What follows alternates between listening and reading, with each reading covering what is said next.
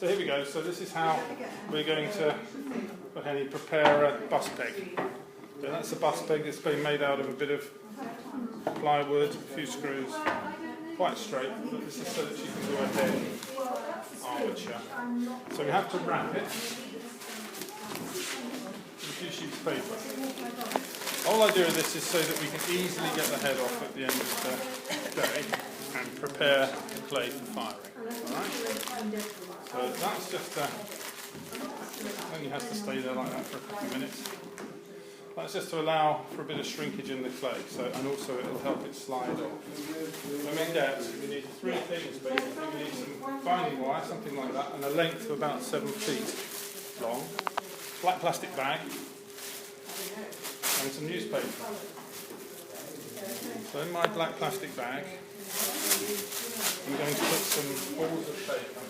Now these, once they're in the bag, I'm going to put the bag over the top and they're going to sit around the bus peg, one on the top, 1, 2, 3, 4 around the sides of the square. Can you see that? Yeah?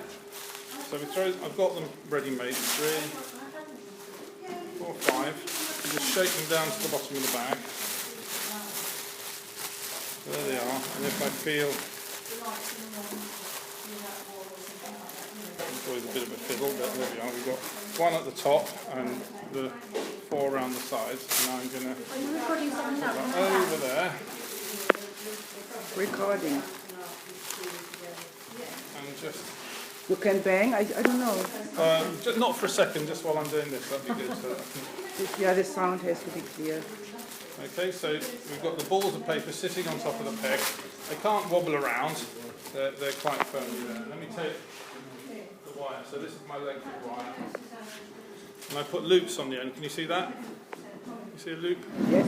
Twisted a loop. You've got to be careful doing this because it tends to flick around quite a lot. And I wrap it around there. And then I just lock that off once like that. Okay, and now I can bind, now watch it doesn't flick and hit you. So bind round like that. Go back to the loop. Newspaper. Over the top. Can you see this? Make another loop there and tuck that in there. If you don't do it too tight, it makes it easy. It's not a good idea to do it tight. And then the same the other way around. Make a loop. Tuck it in. And then if we've got any excess which we have there, we just bind that round and go back to the first loop. So any sharp bits are all there.